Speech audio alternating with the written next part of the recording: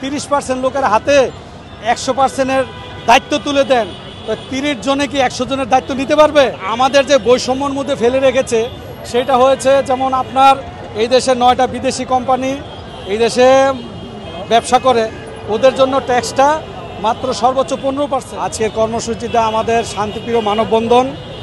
16 December NEIR system চালু হতে যাচ্ছে। হ্যাঁ, সেই জন্যই আমরা আজকে রাস্তায় নেমেছি। কেননা 16 ডিসেম্বর যদি এনইআইআর সিস্টেম চালু হয়, তাহলে এদেশে আমরা 20,000-এর অধিক ব্যবসায়ী এবং আমাদের পরিবারের খানেওয়ালা আছে 20 লক্ষের অধিক লোক। তো সেইটা আমরা সরকারকে এনইআইআর সিস্টেমের চালুর বিরুদ্ধে কখনোই আমরা বলি না। এনইআইআর সিস্টেম চালু হোক, এটা আমরাও চাই। বাট আমাদের যে বৈষম্যর মধ্যে ফেলে রেখেছে সেটা হয়েছে, যেমন আপনার এই দেশে 9টা বিদেশি কোম্পানি এই দেশে ব্যবসা করে, ওদের জন্য ট্যাক্সটা মাত্র সর্বোচ্চ 15%। আর আমরা যারা আছি এইখানে 70% বলা হয় আমাদেরকে। আমরা যারা পিআই প্রোডাক্ট বিক্রি করি এদেরকে বলা হয় 70%। তো 70% লোককে আপনি এখান থেকে বের করে। পদ্মা সেতু, মেট্রো রেল এবং এলিভেটেড এক্সপ্রেসওয়ে নির্মাণের গর্বিত অংশীদার বসুন্ধরা সিমেন্ট দিতে পারেন না। আর আমরা যে যোগানটা দিতেছি এই দেশের 18 কোটি মানুষের, এই যোগানটা যদি 16 ডিসেম্বর এনইআইআর সিস্টেমটা চালু হয় তাহলে কিন্তু এটা বন্ধ হয়ে যাবে। তাহলে 70% লোককে যদি আপনি থামিয়ে দেন আর 70% লোকের হাতে যদি ওদেরকে বন্ধ করে যদি আমরা 30% লোকের হাতে 100%-এর দায়িত্ব তুলে দেন, তো 30 জনে কি 100 জনের দায়িত্ব নিতে পারবে? পারবে না।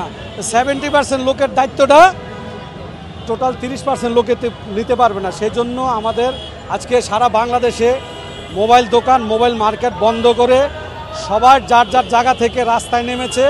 আমাদের শান্তিপূর্ণ মানববন্ধন। আমাদের কথা একটাই যে ভাই, আপনি আমাদেরকে নিয়ে বসেন। এই দেশের সরকারকে আমরা মেসেজ দিয়েছি, চিঠি দিয়েছি যে আমাদেরকে নিয়ে বসেন, আপনার ট্যাক্সটা সহনশীল মাত্রায় আনেন। আর বিটিআরসির যে প্রতিবন্ধকতা আমরা বলি, যে প্রতিবন্ধকতা দূর করেন। আমি ছোট ব্যবসায়ী, আপনি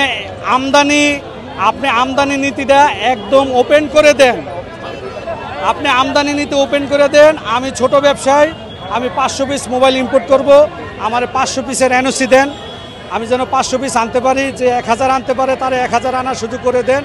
আমাদের দাবি এইটাই, আমরা বৈধভাবে ট্যাক্স দিয়ে মাল এনে ব্যবসা করতে চাই।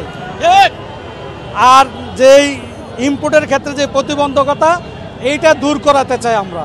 আমাদের দাবি এইটাই। এই জন্যই আমরা সারা বাংলাদেশের ব্যবসায়ীরা ব্যবসা প্রতিষ্ঠান বন্ধ রেখে রাস্তায় নেমেছি।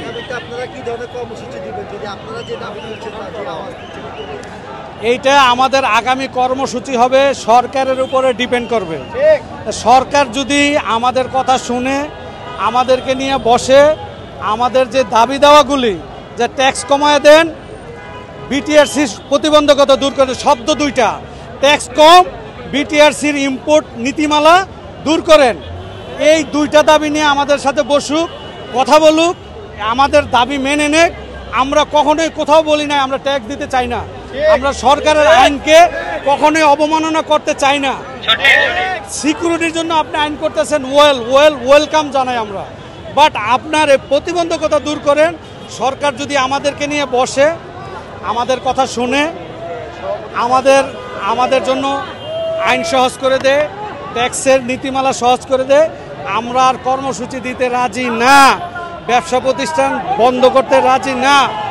আর যদি আমাদের কথা শোনার না হয়, সেই ক্ষেত্রে আমাদের পিঠ যখন দেয়ালে ঠেকে যাবে, তখন আমরা কি করব? বাধ্য হয়ে আমরা কঠোর থেকে কঠোর কর্মসূচি দিতে বাধ্য হব।